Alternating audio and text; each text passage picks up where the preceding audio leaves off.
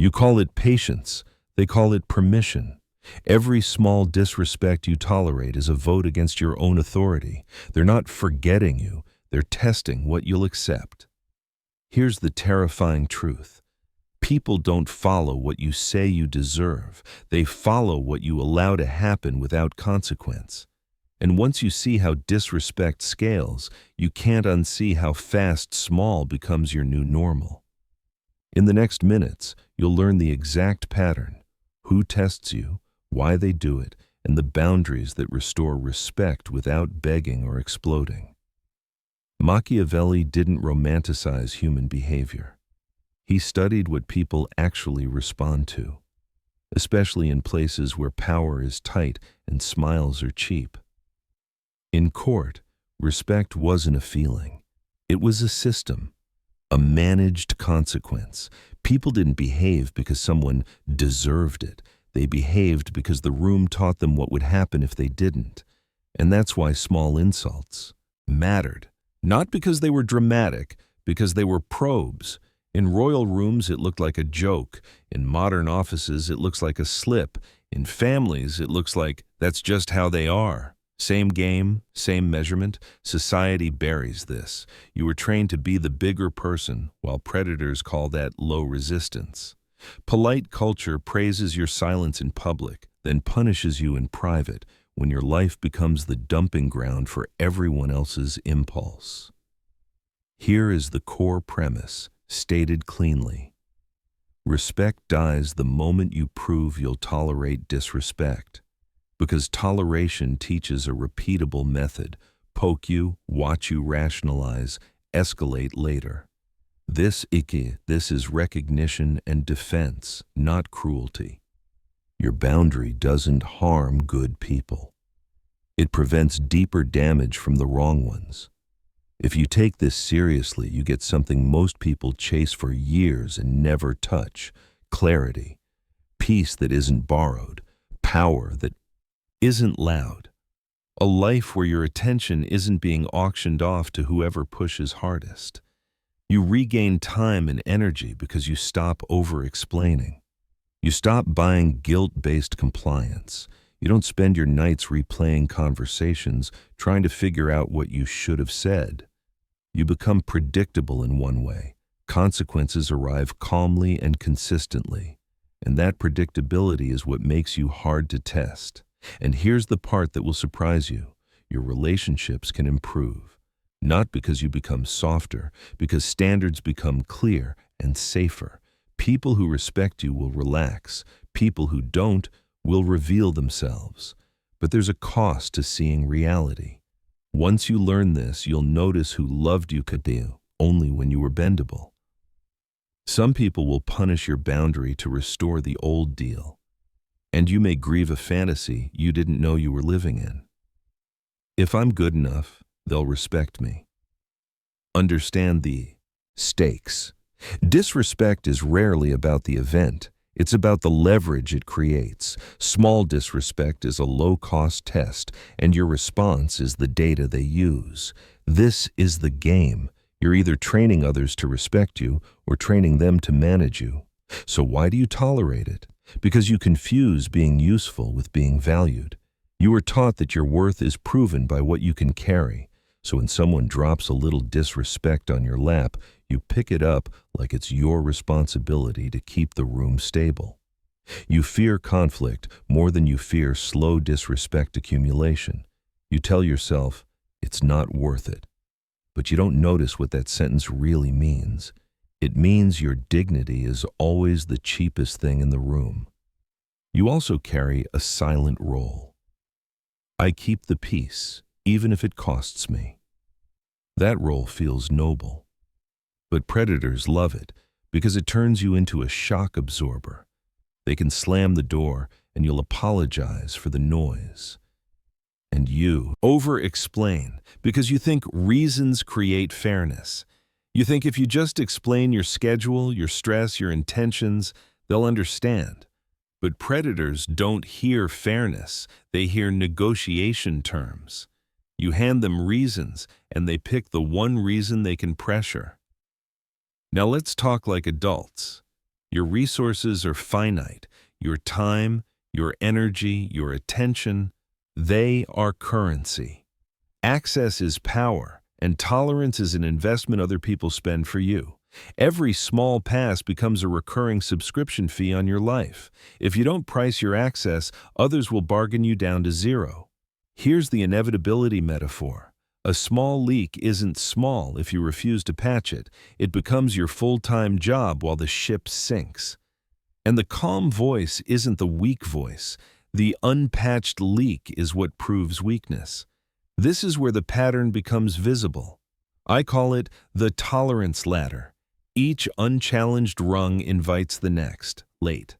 Replies become ignored needs. Jokes become insults. Favors become entitlement. Boundaries become debates. You don't wake up disrespected overnight. You get trained into it. Now we go through the archetypes, 6 common faces of small disrespect.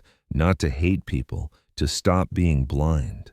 The chaos dripper is the person who always accidentally creates small messes that become your responsibility, then acts shocked. You're tired. They don't attack you directly. They drip and drip and drip. Watch the pattern. Tiny emergencies appear right before your rest or deadlines. They apologize fast and change slow. They treat your competence like a public utility.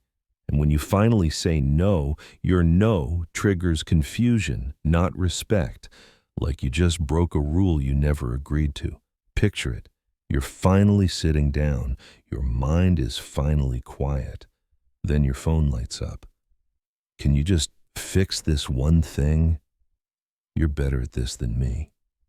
Why are you making it a big deal? And you feel that familiar pull, the urge to rescue, the urge to prove you're good. Here's your calm boundary line, clean and boring, like a locked door. Not available. Plan earlier. Notice what they do next. Do they problem solve or do they sulk and recruit guilt? Because that reaction tells you what you were really doing for them. If they were genuinely stuck, they'll adapt. If they were outsourcing consequence, they'll punish your refusal. That's the psychology. They're not seeking help. They're outsourcing responsibility. Your reliability funds their irresponsibility.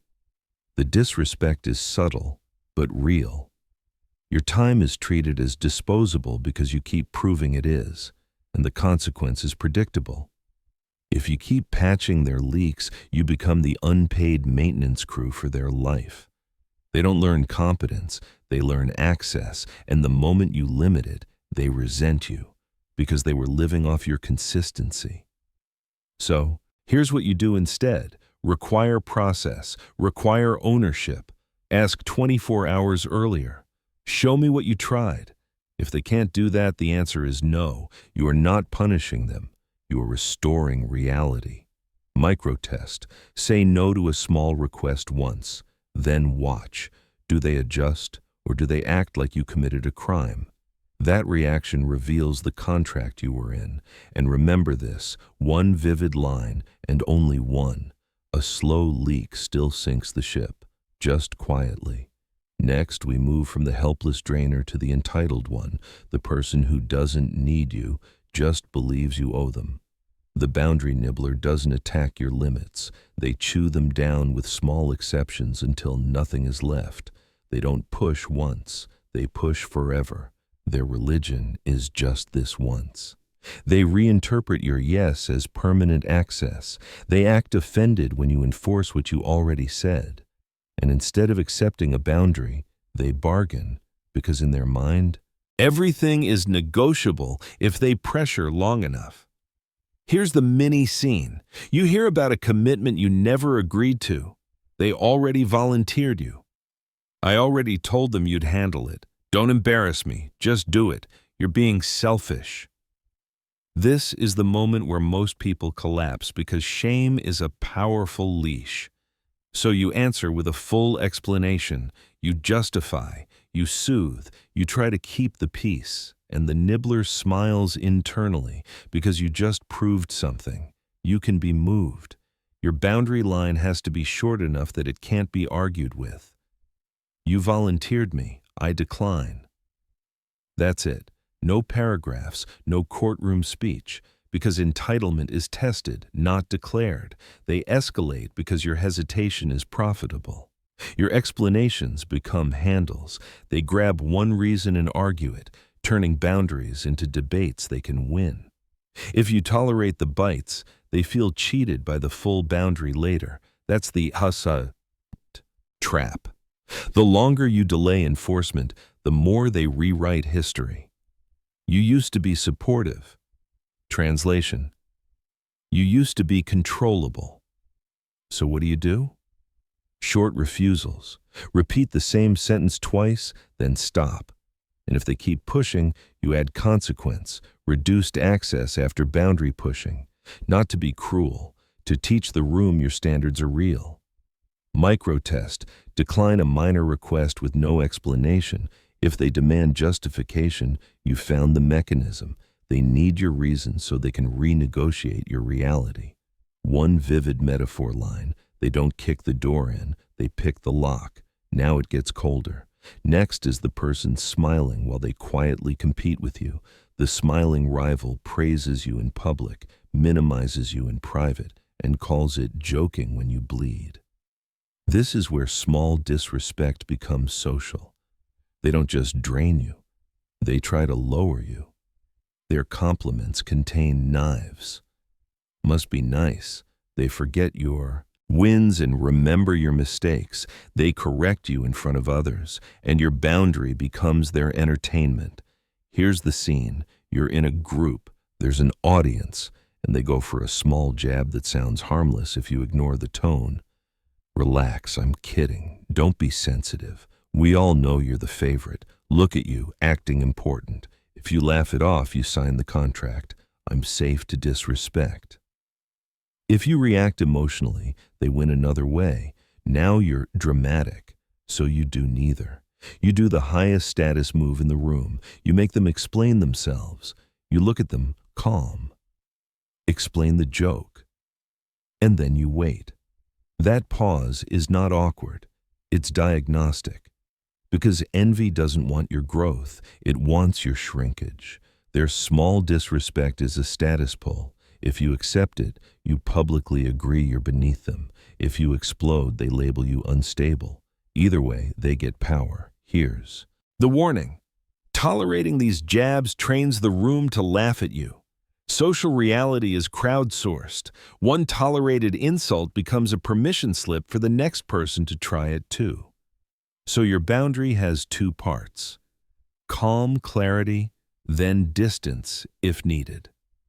Don't speak to me like that. If it happens again, you reduce contact and remove audience access. You do not keep giving them a stage. Micro-test. After a jab, pause and hold eye contact. Say, "What did you mean?" Watch if they apologize, double down, or recruit the group. That tells you intent. One vivid metaphor line. A knife behind a smile still cuts. Next is worse because it wears innocence like a mask, disrespect wrapped in tears. Pause. Breathe. Don't rush to fix anyone. This is pattern recognition, not panic.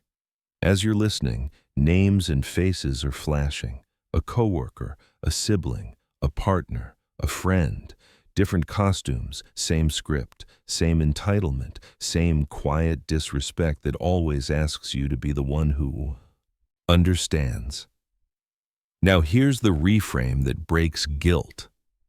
Your guilt isn't always kindness. Sometimes it's arrogance, believing it's your job to save adults from consequences. You're not God. You're not a rehabilitation center. You're a person with a limited battery. Spend it like a sovereign, not a public charger. And understand this, the next types don't just drain you. They reshape your reality. Stay focused, because your calm enforcement is the only language they respect. The sympathy blackmailer turns their suffering into your obligation, then calls you cruel for wanting air. This is not vulnerability. It's leverage disguised as pain. The pattern is sharp. A crisis appears right when you set a boundary. They punish you with sadness or silence. They keep receipts of what they've been through. And your needs get labeled selfish because your needs compete with their control. Here's the mini scene. You say no. You try to keep it respectful, and they immediately make you the villain. After everything I've done for you, I guess I'll just handle it alone, like always. Wow, I didn't know you were like this. This is emotional debt collection. And if you pay it once, they'll send invoices forever. So you respond with empathy plus a limit, one calm line. I'm sorry you're hurting. My answer is still no. Notice what that does. It removes the moral courtroom. It refuses to argue whether your boundary is good. You acknowledge feeling, you refuse the demand, and you stay steady. Because the psychology is simple. They aren't sharing pain. They're purchasing control. The small disrespect is the implication that your boundary is immoral. If they can make you feel guilty, they can steer you without ever earning agreement. If you keep rescuing them, you teach them a terrifying lesson. Your guilt is a remote control. They press the same button again, harder, because it works. Your life turns into a hostage negotiation where your peace is always the ransom. So here's what you do instead. Offer one realistic option that doesn't require you to bleed. I can talk for 10 minutes. I can help once this week, not daily. I can share a resource, not carry this for you. And then you stop. No debate. Micro-test. Offer a smaller structured form of support instead of full rescue. Watch if they accept help or reject it, because what they wanted wasn't help, it was control. One vivid metaphor line. Tears can be a leash when you're trained to follow. Now we move to the untouchable one, the person who reacts to your boundary like it's an insult. The untouchable judge speaks down to you, dismisses your perspective, and acts offended that you want mutual respect. They don't argue facts. They assert hierarchy. The pattern is loud if you stop rationalizing. They interrupt and educate you constantly. They refuse accountability and critique only you. And they demand respect they do not return. Here's the scene. You name something small, a tone, a dismissal, a cut. You don't yell. You simply state it. And they respond with superiority. You're overreacting. That's not what happened. I don't have time for your feelings. That's contempt. And contempt is a declaration. Your inner world is irrelevant. So your boundary line needs to match reality. Then you don't have access to me. That sentence isn't emotional. It's structural. If someone won't speak with basic respect, the conversation ends. Not because you're fragile, because you're not available for contempt. Their motive is identity. They need to be above consequence. Small disrespect is a dominance ritual. If you accept dismissal, you accept the hierarchy. They don't want discussion. They want a silent audience that never challenges the throne. Here's the consequence if you stay. You shrink. Your voice becomes cautious. Your thoughts become edited. Your nervous system becomes a courthouse, always preparing a defense. And one day you catch yourself asking permission to be treated decently. So stop negotiating with contempt. State terms once. Respectful tone or no conversation. Then enforce immediately. Distance is not pettiness. It's quarantine for arrogance. Microtest. Set a simple conversational limit. Don't interrupt. If they can't do it for 5 minutes, they're not direct. They're addicted to dominance. One vivid metaphor line. Contempt is an infection. Treat it early or lose the limb. And now the final type. The one that proves a brutal rule. Nature doesn't change when there's no consequence. The repeat betrayer apologizes perfectly, relapses predictably, and relies on your hope as their escape route. This isn't a mistake, it's a system. The pattern is obvious when you stop listening to speeches and start watching cycles. Same harm, new excuse. Change appears only when consequences appear. They demand trust as a right, not a rebuild. And they call your memory holding grudges because they need you to forget in order to repeat. Here's the scene. You bring up the pattern, not the last incident. You're calm, you're specific, and they go straight to pressure. I said, I'm sorry. What more do you want? You're the only one who won't let it go. I'll change, I swear. That swear is a spell meant to reset the clock. They want your forgiveness to erase the debt without paying it, so your boundary line is cold and honest. I believe your pattern, not your promises. Their psychology is simple. They don't fear hurting you. They fear losing access to you. Apologies become maintenance, not remorse.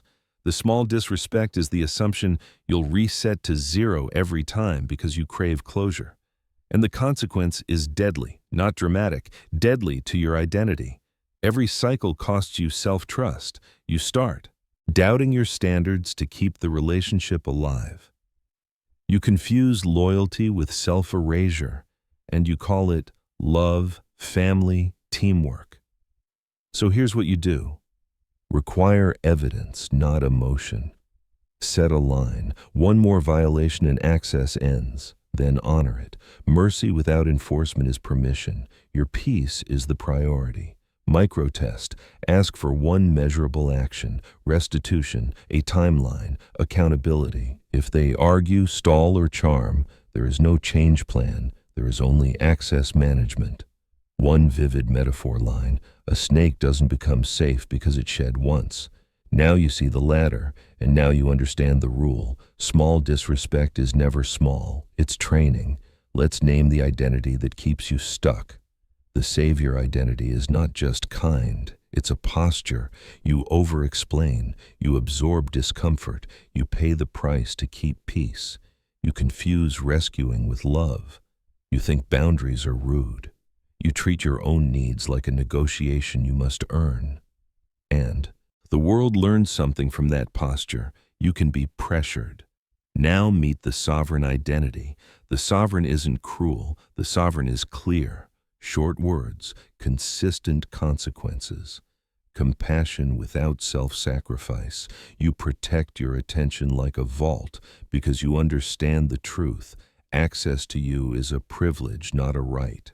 Here's the rule you live by. Support without rescue. Compassion with boundaries. Support means guidance, resources, structure. Rescue means you carry their consequences. Compassion means you care.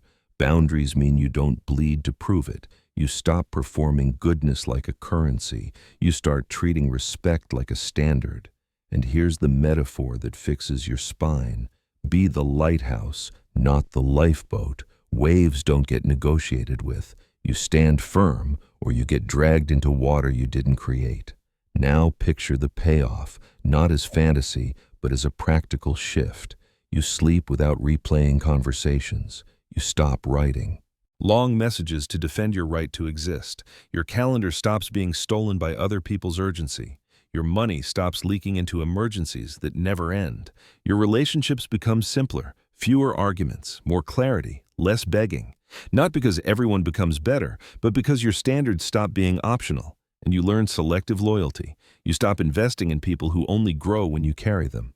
You help accountable growers, the ones who take responsibility, respect limits, and repair mistakes without needing to be chased. That's the difference. You don't become cold, you become precise. Because if someone only shows up for access, not mutuality, your boundary becomes your exit ramp. You stop confusing proximity with loyalty. You stop confusing history with trust. Now for the mirror most people avoid. Sometimes you're not saving them because you're kind. You're saving them because being needed feels like safety. Being needed feels like permis. It distracts you from looking at your own life, the places where you need to rebuild, heal, choose. Rescuing can hide fear. Fear of loneliness, fear of conflict, fear of choosing yourself and facing what that means. It can be easier to manage someone else's chaos than to sit alone with your own standards. So ask yourself one uncomfortable question: who are you without someone to manage? And here's the closing sting. Once you see the tolerance ladder, you can't go back to pretending it's just a joke or just stress. It's either standards or slow self-erasure. If you're done paying for other people's comfort, subscribe. This channel is for sovereigns, people who want clean strategy, clear boundaries, and calm enforcement that actually changes the way people treat you. And if you want deeper breakdowns, more examples, more scripts, more what to say scenarios, join the membership.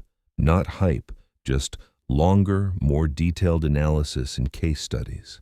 So you can apply this without guesswork. Respect doesn't beg, it enforces. The moment you stop tolerating small disrespect, you stop advertising yourself as cheap access, and the world adjusts.